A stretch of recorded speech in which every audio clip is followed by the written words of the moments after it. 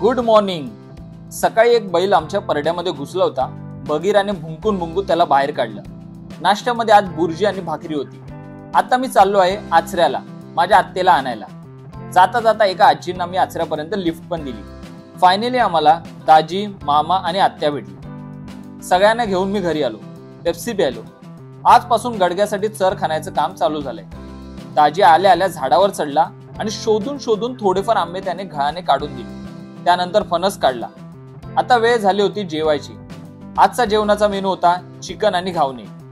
Chicken आणि घावणे कोणाकोणाला आवडतात कमेंट मध्ये नक्की सांगा। चर खाण्याचं काम पण बऱ्यापैकी झालं। आता वेळ झालेली टी ब्रेकची। परड्यामध्येच बसून आम्ही चहा आणि बटर खाल्ले। माकडांनी काही कौलं फोडली होती, सो नवीन कौलं लावली। कोणाला कौलं लावायची असतील तर आमच्या दाजीला नक्की बोलवा। तो न घाबरता इतक्या उंचावर चढतो। आता भेटूया उद्याच्या व्हिडिओमध्ये।